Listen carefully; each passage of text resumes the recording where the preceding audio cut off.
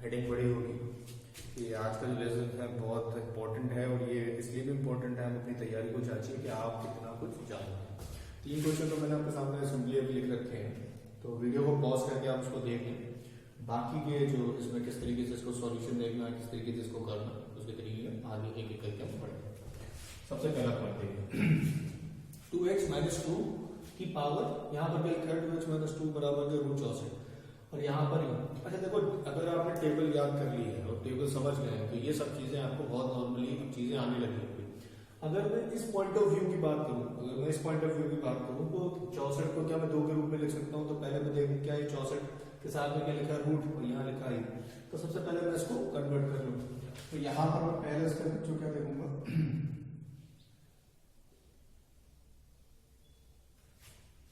भाई 64 का वर्गमूल 8 होता है, मैंने लिख दिया। इसी तरीके से 729 का घनमूल अगर मैं देखूंगा, 729 का घनमूल कितना है? 9 आएगा, तो मैं उसको भी लिख लूंगा।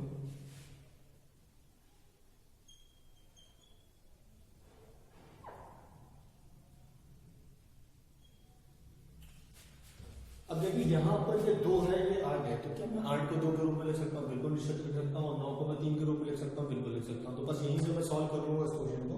तो यहाँ बेसिकली हो जाएगा 2x - 2 बराबर 2 की घात 3, और यहाँ हो जाएगा 3y - 1 3 की घात 3। देखिए मैंने आपको कल पढ़ाया था, अगर नंबर सेम हो, बराबर हो, तो घातें भी आपस में बराबर होती हैं। यहाँ पर भी घातें आपस में बराबर होती हैं। यहाँ घात आपस में जैसी बराबर होगी, तो यहाँ पर x - 2 बराबर के 3 और y - 1 बराबर के 2। आप देखो इस चीज को या तो जैसे आप जानते हो वैसे नॉर्मली क्वेश्चन को कर सकते हो, जैसे -2 को उधर ले जाओ तो +2 हो जाएगा, 3 2 मिला के 5 हो जाएगा, -1 बराबर उधर ले जाओगे तो प्लस हो जाएगा, 2 और 1 3 हो जाएगा। या इसको ऐसे भी सोच सकते हैं आप कि मैं x में से क्या घटाऊं कि 3 आ जाए, x में से मैं क्या घटाऊं कि 3 आ जाए, x में से 2 घटाऊं तो 3 आ जाए, तो क्या नंबर में से 2 घटाऊं 3 आ जाए? तो सिंपल सी बात है, 5 में से आप 2 घटा दो 3 आ जाएगा। इसी तरीके से यहाँ पूछ रहा है कि भाई y में से 1 घटाऊं तो 2 आ जाए, तो y क्या होगा? 3 होगा, में से 1 घटाया तो 2 आ गया। आप जैसे चाहे वैसे इसको फटाक कर सकते हैं। तो यहाँ मेरा x बराबर के 5 हो जाएगा और y बराबर के मेरा कितना हो जाएगा? 3 हो जाएगा। अब देखिए मुझसे क्वेश्चन क्या पूछा? मुझसे पूछा गया x की पावर y प्लस y की पावर x की पावर y, y की पावर x पता है, y पता है, मैं वैल्यू निकाल सकता हूँ, बिल्कुल निकाल सकता हूँ, लगा दूंगा। यहाँ पर एक स्टेप पे देख लेते हैं, 5 की घात 3 प्लस 3 की घात 5। तो 5 की घात 3 का मतलब क्या होगा बच्चों? 125, और 3 की घात 5, 3 की घात 5 अगर आपने पढ़ा होगा प्रॉपर्ली, आप उसको जानते हो, तो 3 की घात 5 का मतलब होता है 243। अब इसी क्वेश्चन को अगर मैं आगे और ले जाऊं तो यहाँ पर मेरे सामने आ जाएगा 5 और 3 8, 2 और 4 6 3। तो आंसर मेरा कितना आ जाएगा? 368। आंसर कितना आ जाएगा बेटा? 368 मेरा आंसर आ जाएगा। समझ रहे हो मेरी बात को?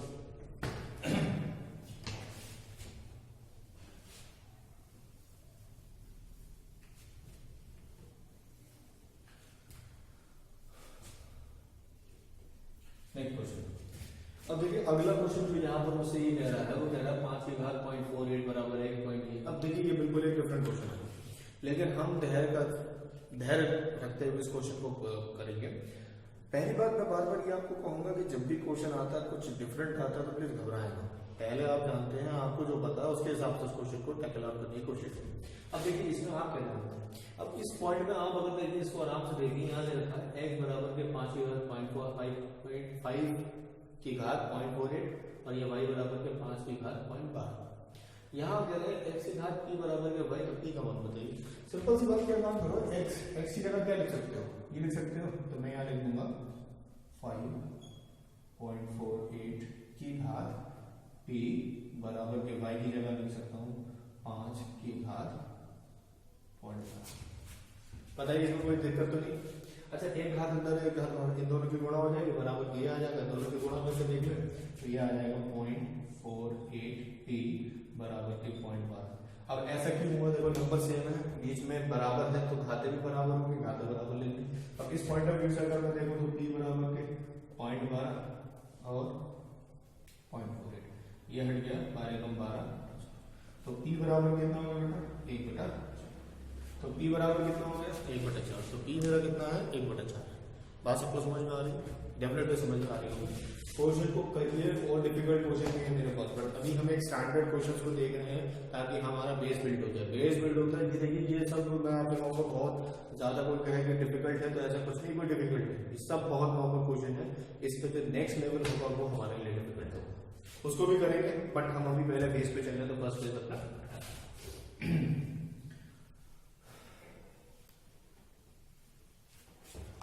ये क्वेश्चन, अब देखिए ये अच्छा क्वेश्चन है और इसी पैटर्न का हमारे पेपर में बहुत सारे क्वेश्चन आते हैं। बस इसी पैटर्न में बहुत सारे क्वेश्चन आते हैं। अगर आप एक आध क्वेश्चन को अच्छे से समझ जाओगे तो इस पैटर्न से कोई भी क्वेश्चन आते हैं आपको बिल्कुल प्रॉब्लम नहीं होगी। ये मेरा मानना है। तो आप पहले इसको देखिए मैं क्या दूंगा। देखो यहाँ पर सबसे पहले समझने की जरूरत क्या है, यहाँ देखो 2 की घात x है या 2 की, यहाँ 4 की घात y है या 8 की घात z है। तो हम बेसिकली इसको क्या कर सकते हैं, क्या सबको 2 की घात पर लिख सकते हैं? बिल्कुल लिख सकते हैं। तो यहाँ हो गया 2 की घात x बराबर के 2 की घात 2x, सॉरी 2 की घात 2y बराबर के 2 की घात 3z। अब देखो ये नंबर आपस में बराबर है तो घाते भी आपस में बराबर हो, घाते आपस में बराबर होती क्या होगी, x बराबर के 2y बराबर के 3z। अब वहां पर हमसे वैल्यू पूछ रहा है 1/4y 1/4z sorry minus 4/x। तो क्या काम करो, आप सभी को एक वेरिएबल के रूप में लिख लो, या तो x के रूप में लिख लो या y के रूप में लिख लो या z के रूप में, जो तुम्हें अच्छा लगे उस रूप में लिख लो। तो मैं कोशिश करूंगा इन सबको मैं x के रूप में ही बदल दूं। अब जैसे मैं x के रूप में बदलूंगा y के रूप में बदलने की कोशिश करूंगा, क्योंकि दोनों का इंटरेक्शन y से तो ज्यादा आसान रहेगा। ठीक है, देखो 2y बराबर के x है तो यहाँ 4y कितना होगा, इसका दोगुना हो जाएगा, तो बेसिकली क्या हो जाएगा, ये हो जाएगा। समझो 2y अगर x है, 2y बराबर के x है, तो यहाँ 4y अगर मैं करता हूँ तो दुगना करूंगा तो इसको भी दुगना करूंगा, तो मैंने यहाँ 2x लिख दिया। ठीक है, कोई दिक्कत तो नहीं। ठीक है, अब इसके बाद मुझसे क्या कह रहा है z यहाँ पर 2y बराबर के 3z लिख रखा है। तो यहाँ पर सपोज इसको क्या काम करूंगा, इसको थोड़ा सा सॉल्व करना पड़ेगा, बल्कि 3z बराबर के x, 3z बराबर के x ये तो लिखा है, तो इसको भी मैं कन्वर्ट कर ले रहा हूँ, x बराबर के 3z, तो x/3 बराबर के z। मुझे कितने z चाहिए, मुझे 4 गुना चाहिए, तो 4 चाहिए, तो 4 से यहाँ 4 से यहाँ दोनों की 4 से गुना हो जाएगी। तो 4z बराबर कितना हो गया, 4x/3। ये वाला बटा 3 जो है ये ऊपर भाग जाएगा, तो बेसिकली इसको अगर अच्छे से लिखा जाए तो ये हो जाएगा 3 4x माइनस 5/4x।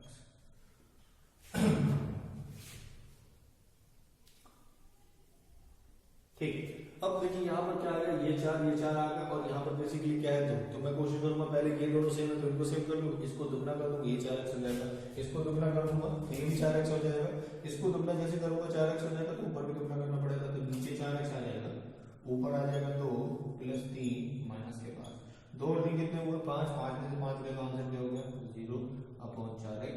तो आंसर मेरा क्या आ गया 0। होप ये क्वेश्चन आपको समझ में आया होगा। ठीक है, तो क्वेश्चन को देखते चलिए, देखिए क्या क्या मैंने कॉन्सेप्ट लगाया, मैंने सबको क्या करा एकदम बराबर कर लिया। तो मैंने जैसे इसको बराबर करा, इसकी वैल्यू आ गई बराबर, तो बाकी की वैल्यूज को एक एक करके मैंने पुट करा।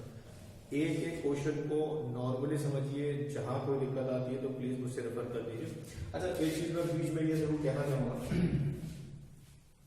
हर चीज को जब तक आप करके नहीं देखोगे तब तक मजा नहीं आएगा। तो हर क्वेश्चन को दोबारा से खुद भी करके देखो, मेरे से पढ़ा देने से कोई काम नहीं चलेगा। आप एक बार दोबारा से जब तक नहीं करोगे that will not going to work, right. चलिए नेक्स्ट क्वेश्चन ले लेते हैं। 5 की घात x + y बराबर के 25, 5 की घात x माइनस y बराबर के 1। तो मुझसे पूछ रहे हैं x और y का मान क्या होगा, x और y का मान क्या होगा, x और y का मान क्या होगा। तो मैं यहाँ पर इसको देखूंगा, तो यहाँ मेरे सामने 5x + y बराबर के 5 की घात 2, 5x + y बराबर के 5 की घात 2 आ गया। यहाँ की अगर मैं बात करूँ तो यहाँ 5x माइनस y बराबर के 1। अच्छा एक बात बताओ, अब सर ये बताइए यहाँ तो 1 लिखा है, अब हम किस तरीके से किसको बराबर करें। अब यहाँ पर हम एक काम कर सकते हैं, इस 1 को इस वन को एक रूल हमने जैसे पढ़ा था, किसी भी की पावर नंबर की अगर जीरो होती है तो वो वन बन जाता है। तो मैंने आपको बताया था जैसे 2 लिखा है उसकी पावर जीरो भी वन है, 3 लिखा है उसकी पावर जीरो लिखी तब भी वन है, 1000 लिखा है तो उसकी पावर भी वन है, राइट। 1000 की पावर जीरो लिखा तो वन है, हर एक की पावर। तो अगर वन लिखा है तो मैं इसको 5 की घात जीरो लिख सकता हूँ, वही लिख सकता हूँ। तो इस तरीके से अगर मैं वहां देखूं तो नंबर सेम है, बी में बराबर तो घातें बराबर होंगी, x प्लस वाई बराबर के 2 और x माइनस वाई बराबर के 0। अब दोनों को जोड़ लूंगा तो ये बन जाएगा 2x बराबर के 2, और क्योंकि y से y कट जाएगा 2 और 0 मिला के हो जाएंगे, x बराबर के हो जाएगा 1 और y इसी तरीके से मैं अगर देखूं यहाँ 1 हो गया तो 1 में क्या जोड़ दें, y कह रहा है y में 1 जोड़ दो तो 2 हो जाए, तो y भी क्या होगा अपने आप में 1 होगा। तो x और y की वैल्यू कितनी यहाँ पे 1 आ गई। होप मेरी बात को समझ में आया होगा मैंने क्या काम करा। ठीक है, फिर देख लीजिए एक एक तरीके से मैंने कॉपी डाउन करा। बस यहाँ पॉइंट को ध्यान रखिएगा, यहाँ 1 है, 1 को हम क्या लिख सकते हैं 5 की घात से जोड़िए, और किसी नंबर के सामने अगर ऐसे कोई क्वेश्चन आएंगे तो एग्जैक्टली इसको इसी तरीके से आप उपयोग करते हैं। ठीक है,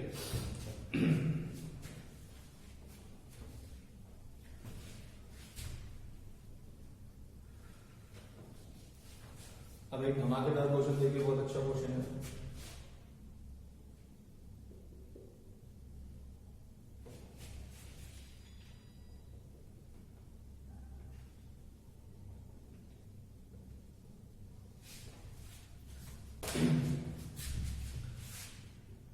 x का मान बताना, 2 की घात x प्लस 1, 2 की घात x प्लस 2, 2 की घात x प्लस 3 बराबर के 56। तो कह रहे हैं हमें 2 का मान बताना। आप सिंपल से जो बातें जानते हैं उसके बाद देखिए, प्रश्न को देख के बिल्कुल कंफ्यूज ना हुआ करिए, बस इस बात को ध्यान रखिए आप इस क्वेश्चन में क्या जानते हैं। तो इस क्वेश्चन में जानते हैं यहाँ x प्लस 1 लिखा है, तो x प्लस 1 का मतलब है कि मैं इसको ऐसे लिख सकता हूँ 2x इंटू 2 की घात 1। याद करिए भाई, नंबर से 20 में गुणा तो घातें जुड़ जाती है, तो जुड़ गई वही होगी, मैंने उसे सिंप्लीफाई कर लिया, फिर वैसे ही लिख लिया। इसी तरीके से अगर मैं इसकी बात याद करिएगा, मैंने क्वेश्चन आपको लॉ लिखवाया था a की घात m इंटू a की घात n बराबर के ये हो जाएगा m प्लस n। तो अगर ये लिखा है तो मैं ये तो लिख सकता हूँ ना, इसी तरीके से अगर ये लिखा है तो मैंने इसको ऐसे लिख दिया, प्लस 2 की घात h इंटू 2 की घात 2 प्लस 2 की घात h इंटू 2 की घात 3 बराबर के 56। बोलिए हाँ या समझ में आ रही बात। अच्छा, अब देखिए यहाँ पर क्या है, इन सब में मैं 2 की घात h कॉमन ले सकता हूँ, सब में 2 की घात h कॉमन ले सकता हूँ। तो 2 की घात h कॉमन ले लिए, यहाँ बचा 2 की घात 1, यहाँ बचा 2 की घात 2 और यहाँ बचा 2 की घात 3 बराबर के 56। तो 2 की घात x, 2 की घात 1 2, 2 की घात 2 4, 2 की घात 3 8, यहाँ मेरे को 8 मिल गया। 2 की घात, सॉरी मैं थोड़ा सा गलत दे दिया, 2 4 और 8 बराबर के 56। तो ये मिला के कितना हो जाएगा मेरा 14, यहाँ 2 की घात x इंटू 14 बराबर के 14। ये इंटू वाला इसके नीचे चला जाएगा, ये इंटू वाला ये मोड़ा वाला जो इसके नीचे चला जाएगा, जैसे इसके नीचे जाएगा 14 से 4 बार काट लेगा तो ये बना लेगा 2x बराबर के 56 बटे 14, ये गया 4 बार। फिर यहाँ बेसिकली क्या बना बेटा 2x बराबर के 4, और 4 को मैं लिख सकता हूँ 2 की घात 2, तो x का मतलब क्या होगा बेटा 2, तो x का मतलब क्या हो गया 2। तो यहाँ से x का आंसर कितना निकल के आया 2। सिंपल भाई देखिए, अब वैसे देखिए शुरू में देखिए कितना सा अजीब सा लग रहा है कि हमने तो करा नहीं, ऐसा क्या क्वेश्चन आ गया ना, बट एक एक स्टेप जब आप करोगे तो ये सब अपने आप में सिंप्लीफाई हो जाएगा। ठीक है, समझ में आ रहा है। ठीक है, चलिए नेक्स्ट को आगे देखते हैं।